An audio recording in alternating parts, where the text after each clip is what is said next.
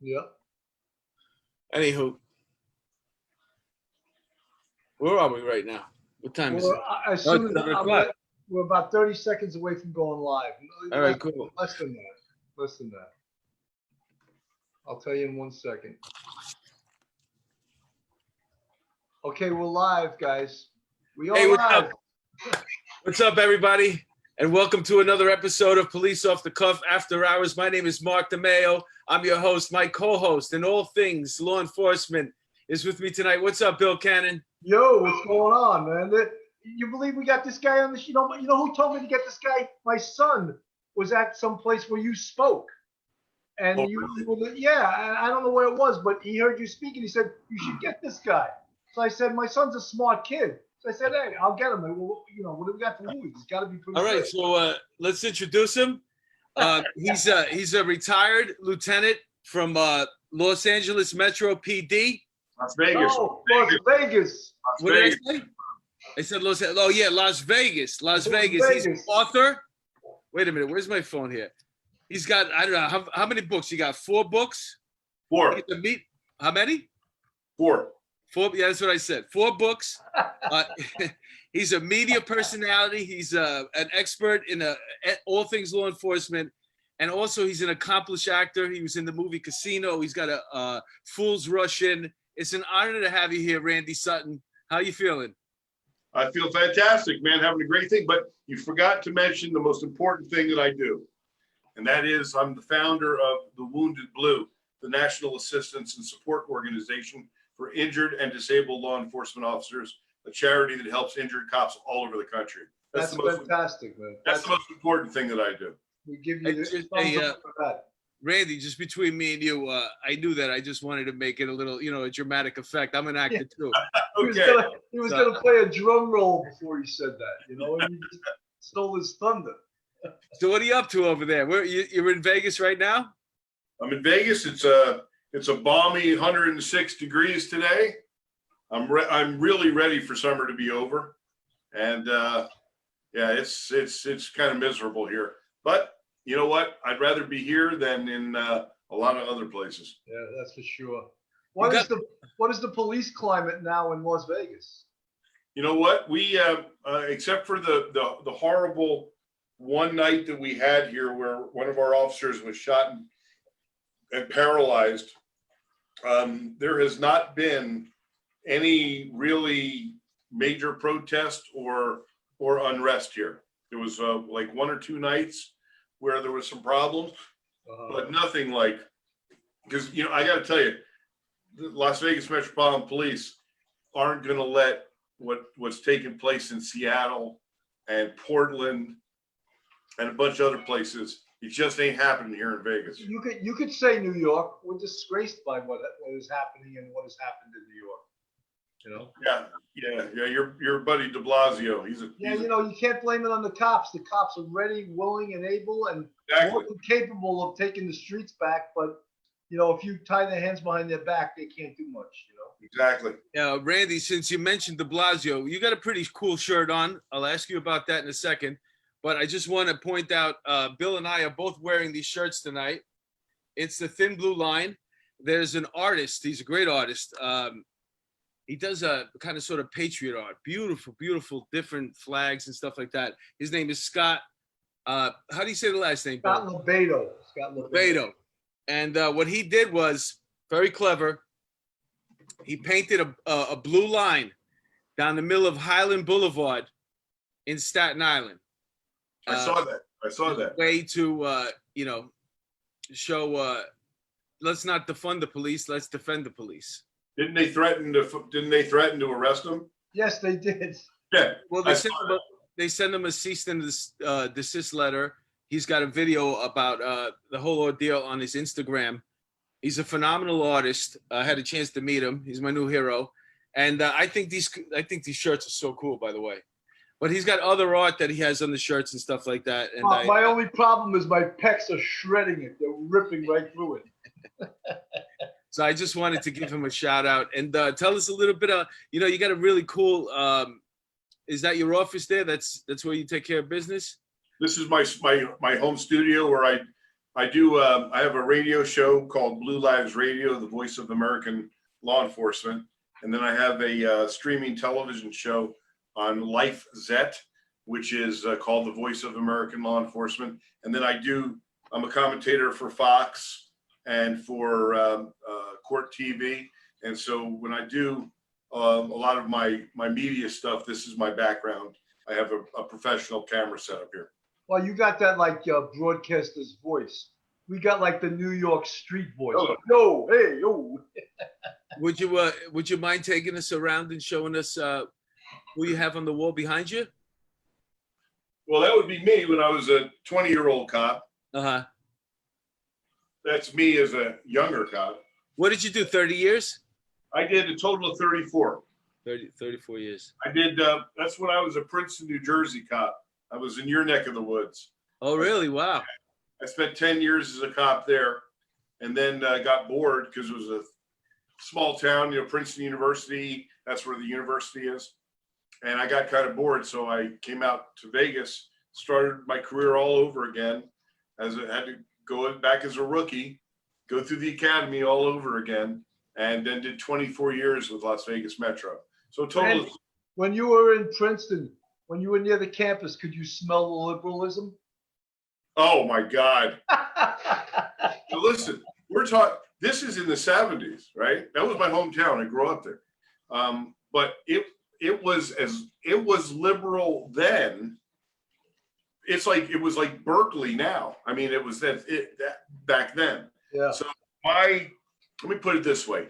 My professional thought processes did not coincide with the administration's. Right. Is that say it pretty good? Absolutely. Okay. Absolutely. I So saw. I had to go where my job philosophy was welcomed, and that was Las Vegas. And Wow. you became quite the cop over there. As a matter of fact, you were on the show Cops. They featured you. And Cops was a really big show back in the 80s and the 90s. And I watched a clip of it, and it was pretty cool because they start off with you at the range, and you're shooting right-handed first, and then all of a sudden you start going left-handed. And actually left-handed was actually stronger, didn't even move at all. That's pretty impressive, I got to tell you. Well, that was anybody that wants to watch those old episodes, if they go to my website, which is randysuttonspeaks.com, all my episodes there's like 14 of them. Wow. That's awesome. So you were basically like the Vegas cop guy. Whenever they came to Vegas, you were the guy. I was the featured officer on the show. Yeah.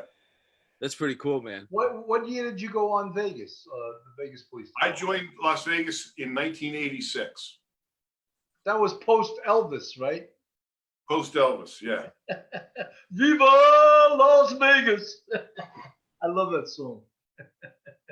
So how did you get into the acting then? I guess since you were there already and you were on Cops and you're being featured, why not go out and audition, right? Well, no, I had no intention. That everything that happened to me, that I did other things happened out of happenstance.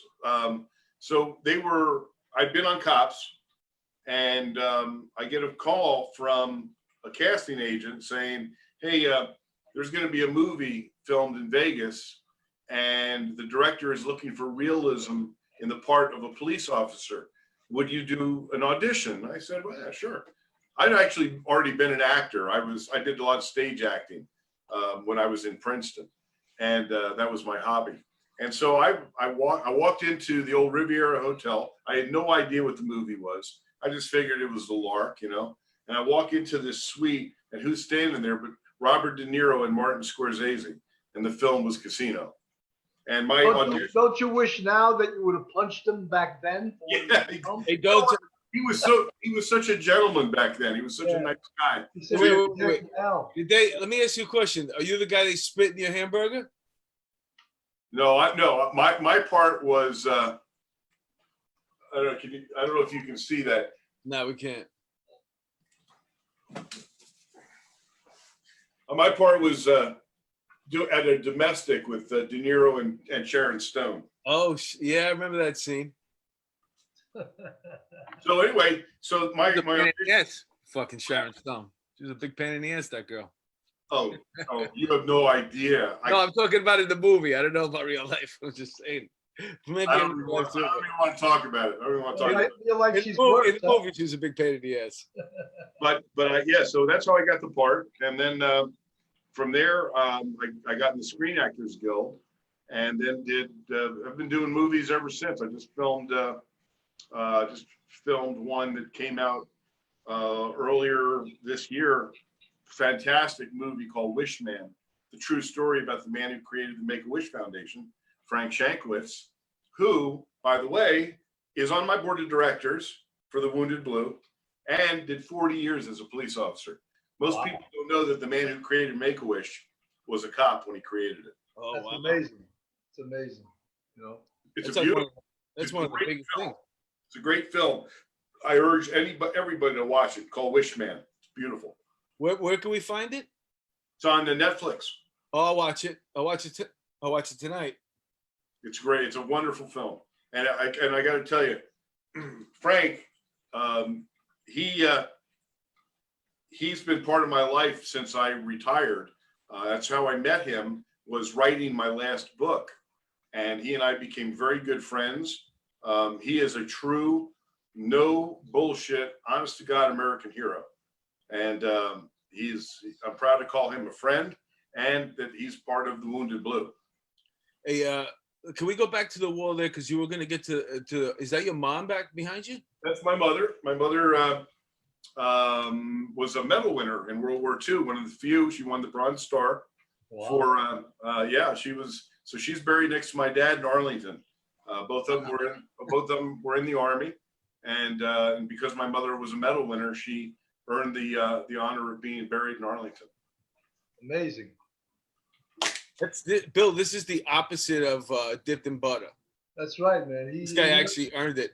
He earned his He's got a lineage. You know, we have Randy. We have an expression in New York City Police Department for people that have easy jobs. We say their balls were dipped in butter from day one. You know.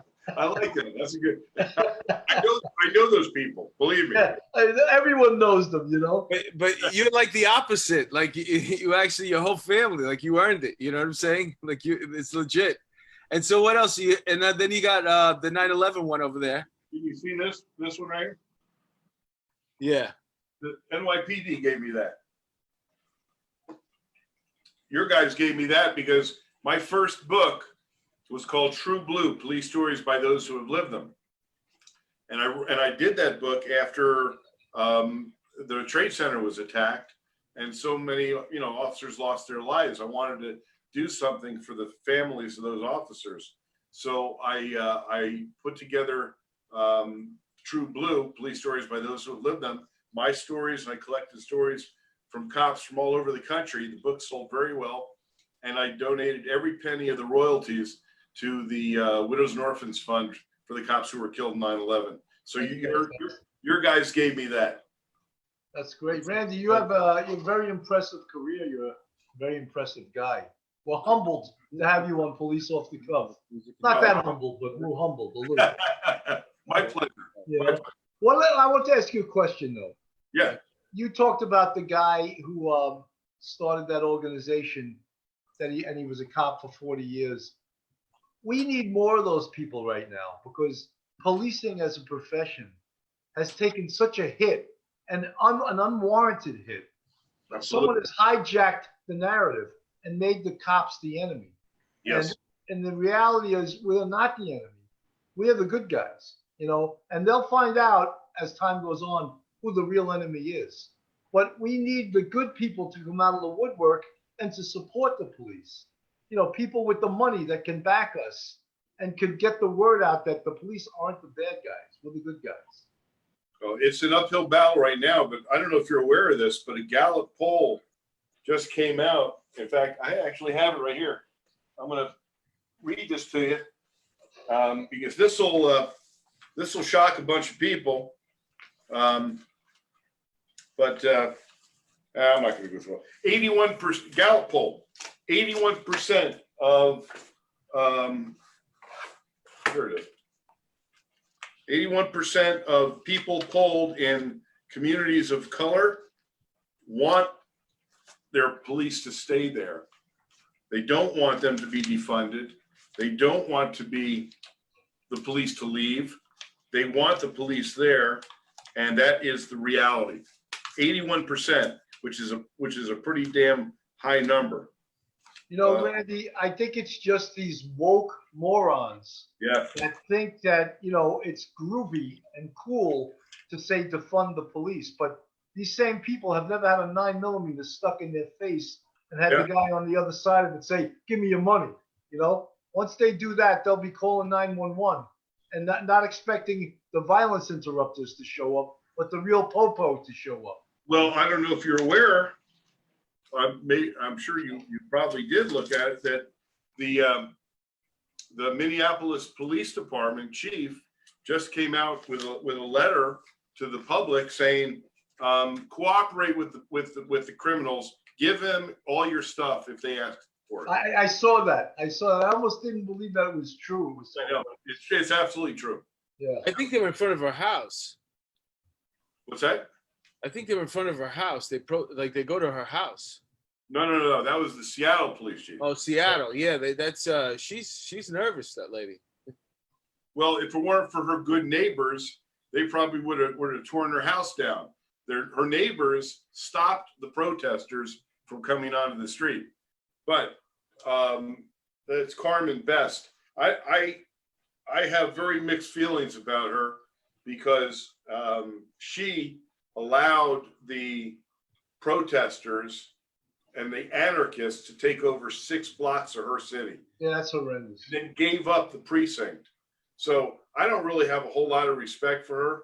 I understand that she's in career preservation state, like many of these other chiefs, because their bosses will fire them if they actually do policing. But I can't help but say this, that if you don't have the guts to do what needs to be done and allow your city to be overrun like that, I don't have a whole lot of respect for you as chief of police. No, you can't. But you know, the problem is, especially in New York, we have a mayor that is probably the worst mayor in New York City history, and a governor who is also a progressive Democrat who's siding with the rioters. So the police, no matter what the police do, they're wrong. And the mayor asked them to have a soft touch during riots. A soft touch. What is that? You know? They weren't asking all the people attacking the NYPD guys with buckets of water and everything else. They weren't asking them to have a soft touch. But when you try to defend yourself as a police officer, you're supposed to have a soft touch.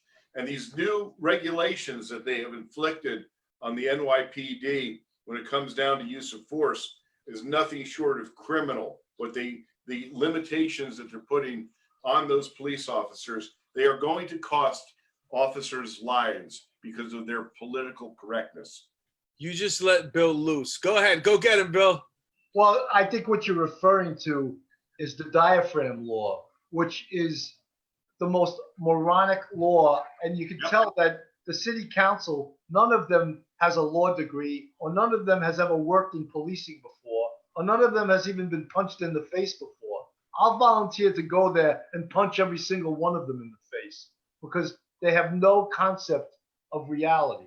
And all 5 unions in the NYPD have filed a lawsuit together against this diaphragm law, and they're going to reverse it. But at the same time, the governor signed the chokehold law, which is another ill thought of law because, look, no cop is purposely choking somebody. But if you get in a life and death fight, there should be no rules to what you can do. Article 35 of the penal law says if someone's using deadly force against you, you can use deadly force against them. Exactly. Right?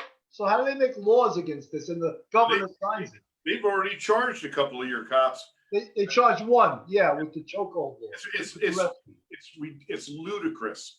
It's ludicrous. But you know what? Your police commissioner, as far as I'm concerned,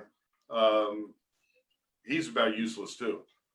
You know what they used to say, Randy? When you got promoted to sergeant, they took 1 ball. And when you got promoted to lieutenant, they took the 2nd ball. Captain, you were a eunuch, and anything up from there, you had totally no penis. There was nothing left. You know what it is, that a lot of these guys like to use that the job to springboard to something else, and that hurts us because the police commissioner should be looking out for the cops. Well, And there is there's a thing. Somebody brought up a good point about our street crime unit, and they disbanded it. Yeah. But it was also because the idea one of our guests brought up was that he was actually looking out for his men, because if they got found, now that the laws are the way they are, these car stops could, each and every single one of them could come into question. All these pat downs to get guns off the street could come into question. So, and I kind of sort of believe that, but it's a political thing, and I think they should all unite and say, listen, we're going to stick together. If whoever gets fired, the next guy comes up, we'll stick together on this. But you could always get a job somewhere else. You know what I'm saying? Everybody's aware of the political climate right now. But these guys don't have to resign. They retire. Both of them. The PC has over 30 years, and the chief of department is 37 years. But they want to go on to do something else, though. Well, they'll retire. They're going to get like a $20,000 a month pension. Just retire and do something else. Like, don't have your balls shrivel up inside you, and all your morals go because you want to keep your job. Yeah, but that's the thing. They're all scared of getting fired, and that's not. Listen, it's always up to the administration, and right now this sentiment against cops, they use the cops as a diversion. You know what I'm saying? There's so much else going on behind the scene. Low-hanging fruit, man. Cops are always the low-hanging fruit. Blame it on the cops. It's always the cops' fault. And meanwhile, there's a whole other thing going on behind the scenes. Trying to push for power and all these things. There's an election coming up, so in the meantime, you're caught in the middle. And these guys that are out there, man, they're getting, every single night, depending on where you work, it's like a war zone. They're getting hit with stuff, and if not that, they're getting just verbally abused, and and they're using this as pawns. Exactly. Pawns right now caught in the middle of this stuff. You know what I'm saying? Until further notice, until this election. I know exactly what you're saying.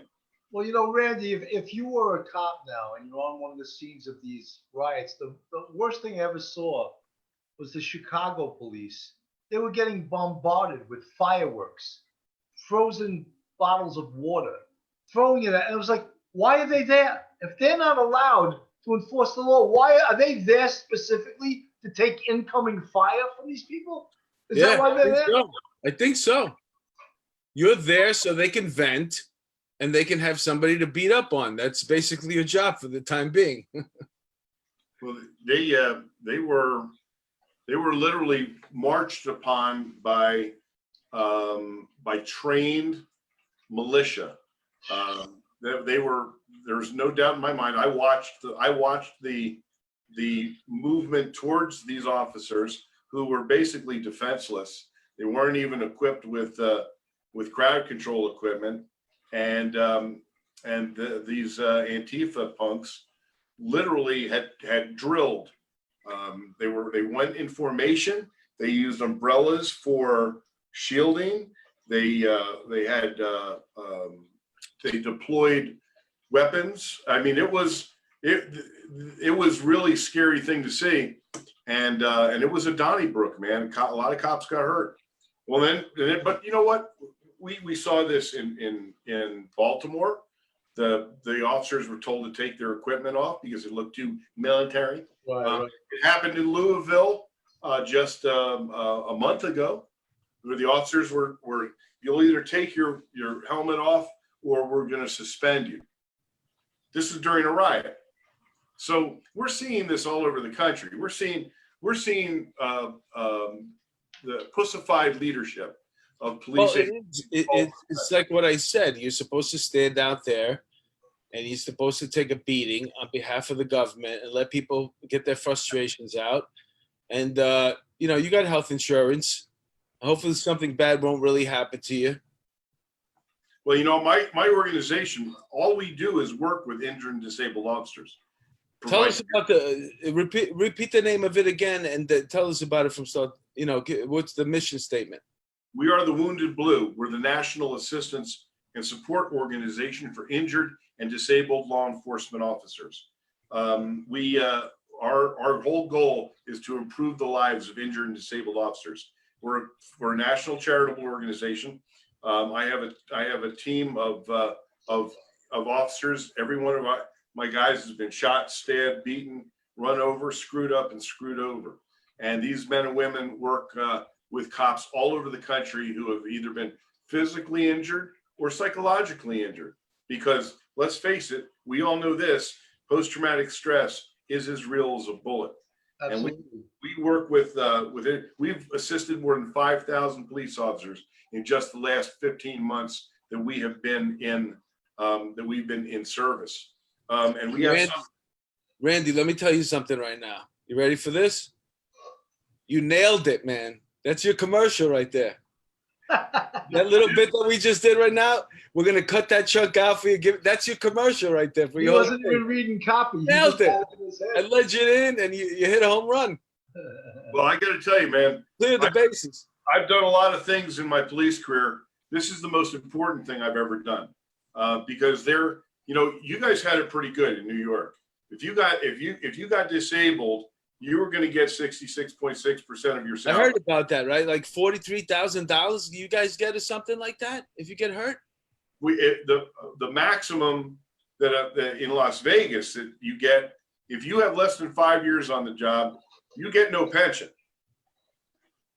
I'm sorry, I'm wrong. 10 years on the job, you get no pension. And if you get permanently disabled where you can't do anything, the most you can get is $44,000 a year. So what about this poor guy who got shot during the riots? Paralyzed. $44,000 a year. That's crazy. There has to be other stuff that you can file for, though. There's a federal benefit, the same benefit that if you get killed in the line of duty, your family can get that. Why is that, though? You're in Vegas, man. That's like you guys are progressive. You're on top of the world. And we're not the worst.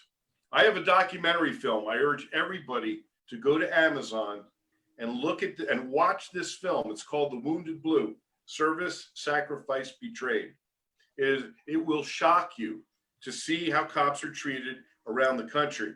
One of the officers that's featured in this film, the lieutenant from Oklahoma, and this film is really powerful.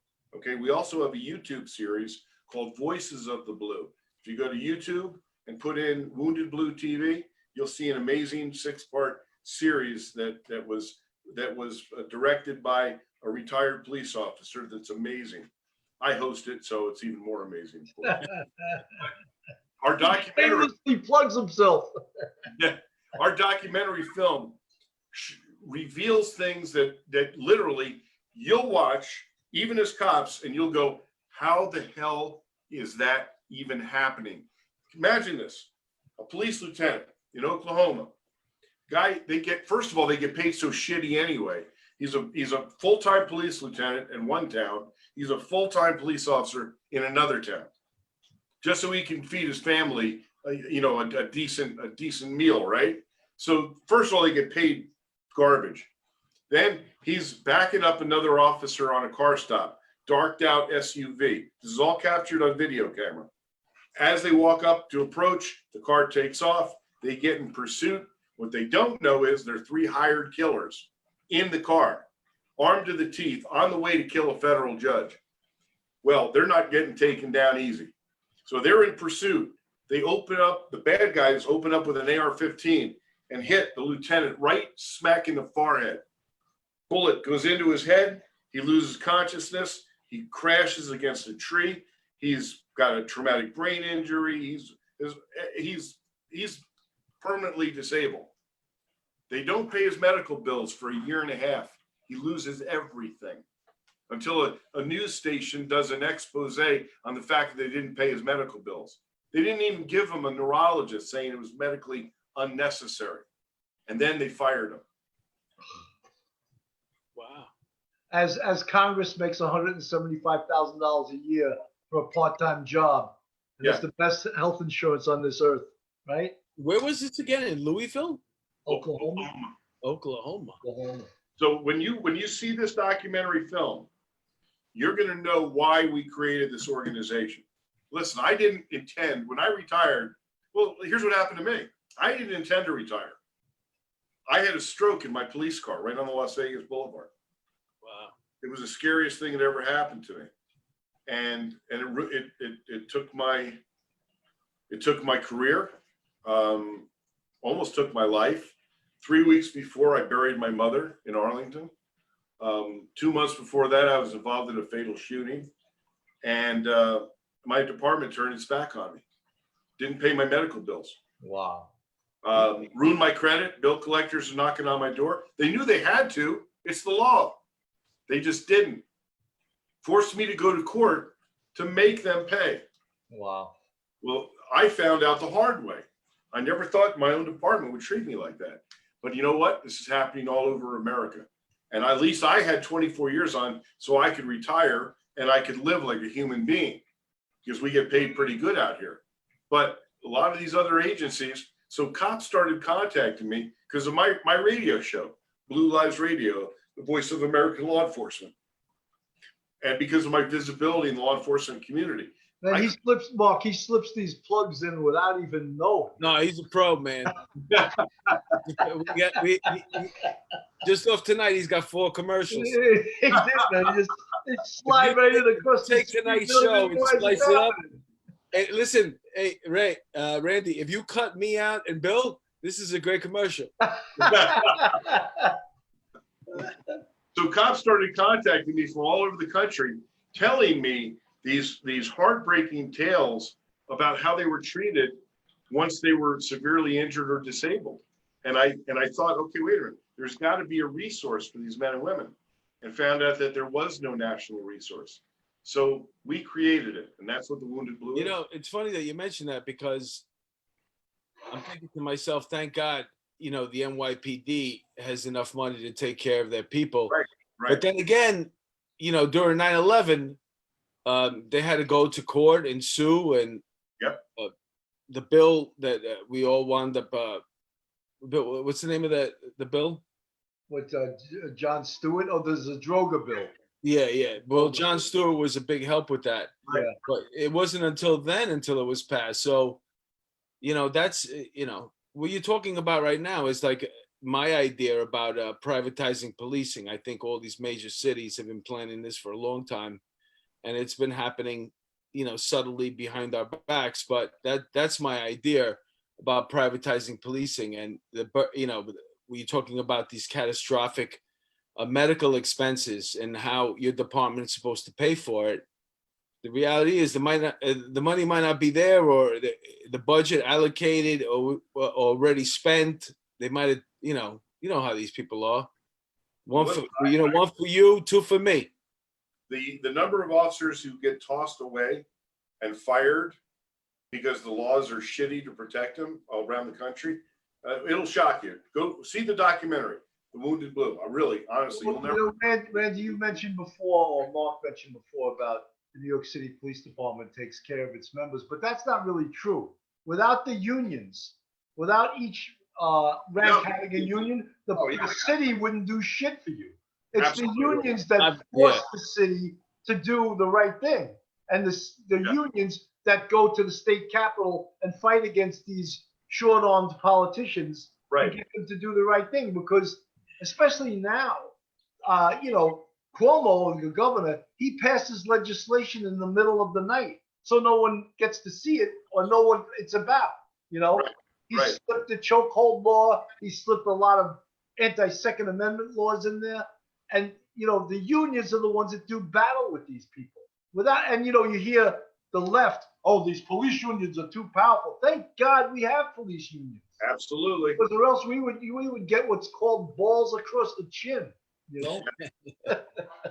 Yeah, no doubt about that. I agree with you 100%. 100%. But so you probably have a fairly substantial law enforcement audience here. So I want to let them know of something that my organization does for injured and disabled officers for free. We don't charge for anything, okay? My peer team works. They put in unbelievable hours. And there's no salaries. Everything goes into operations, okay? But we have something that we just created. That's saving lives, saving careers, and saving marriages. And we give this to any police officer who's been injured or disabled. It's called Code 4 Total Wellness. And this is amazing, okay? What we give, you get 24-hour-a-day telemedicine with licensed MDs. You get discounts for prescription drugs, x-rays, dental, all kinds of stuff. You get financial counseling and wellness. And most important, we have what's called CAPER, the Confidential Assistance Program for Emergency Responders. And this is amazing. Unlimited visits with licensed psychologists specializing in post-traumatic stress for them and their family, unlimited visits. We give this to any injured or disabled officer. Anybody that needs it, contact thewoundedblue.org. We'll give it to you. That's fantastic. You know, when we raise money, that's what we do with our money. We pay for it. Now, also, cops can get it for themselves or their families for $17 a month, which is unbelievable. And now we're having, actually in the last week, and this is something that makes me feel really good because it tells me that there's hope. I've had 2 companies come to me and hear about this program and say, I want to get this program for my local police department. So that is really tangible. That's people who care about their cops and want to do something for them. You know, Randy, I wanted to ask that question too. Yeah. What do we have to do as police, the profession, to get these millionaire donors to come back and make it cool again to back the police? Everyone is, backing Black Lives Matter, and they're afraid to back the police now because they'll get this. They can use that one word that paralyzes conversation, and that's racist or racism. Yeah. Someone calls you a racist, or they use the word racism, all of a sudden people are like, oh my God, oh no, oh no. But we need the money. We need these people with the money to back up the police again because they're afraid to go in their pocket right now and say, I back the police. Yeah, no, listen, we just had a NASCAR driver do their racing truck up with the Wounded Blue logo and the thin blue line said support your police. They lost 3 major sponsors because they actually supported injured and disabled cops. Wow. Can you imagine that? That's crazy. Look, already I can't wear Nike sneakers. I will never eat Ben & Jerry's fucking ice cream. Yeah. I can't think of how many products I boycott just because they're anti-police. I'll never watch a sports game again. No, I'm done with them too. Starbucks has gotten too many chances, you want to hear, get this. Starbucks Corporation contacted me and came to visit me, some of their muckety mucks, to ask me, how can we improve relations with police? And I said, if you really want to have a conversation about that, I said, put me in a room with your top level people and we'll have that conversation. We'll get right back to you. I'm waiting for that phone call. Yeah, there's so much bullshit out here. But the fact of the matter is, I fully believe this, that the majority of Americans believe in and trust their police. But there are so many followers and people who are afraid to stand up and do the right thing and say the right thing that they're just being bowled over by these loudmouth Antifa punks and Black Lives Matter activists who care nothing about this country. And the only thing they want to do is make it a socialist country. They are perfectly comfortable telling you exactly what they want to do. And that is to take over the criminal justice system, dismantle it, unleash the prisoners on society, and create a Marxist socialist society. That's what their goal is, and they make no bones about it. Well, Randy, it's funny. Mark and I, Mark is much better He's a stand-up comic, much better than me. He's been doing it for 23 years. But we go around in the city and we see these young comics, and they don't know what New York City was like in the 90s. They think, oh, I live in Bedford-Stuyvesant. I take the train home at 2 o'clock in the morning. Oh, really, motherfucker? If you would have tried that in the 90s, you would have got home. You would have walked home nude, you know? You would have been mugged 3 times on the way to your house. But these little punks, they're so woke, you know, and they're like, it's going to happen again. They will, you know what they say? The definition of a conservative is a liberal that just got mugged, you know, and they're going to experience that, you know. They're going to see what it's like to have a 9mm stuck in their face. And the guy say, give me the $20 you just made at that stand-up comedy show, you little punk, you know. And then they won't be so woke anymore, you know. You know, my friend that I grew up with is out there in Vegas, and he, you know, it's funny that you leave Astoria, you know, like because you got to get out, and now he's a big shot over there. You know, he's involved in the Raiders Stadium over there. He's got pictures with the presidents and stuff. Tommy White. Do you know Tommy White? No, I don't know big people. I don't know big people here. He's like the head of the concrete union over there, but he's my buddy, you know, my friend. His nose, he's got his nose is like this, you know. Well, it sounds like you need to hook him up with me because he needs to step up.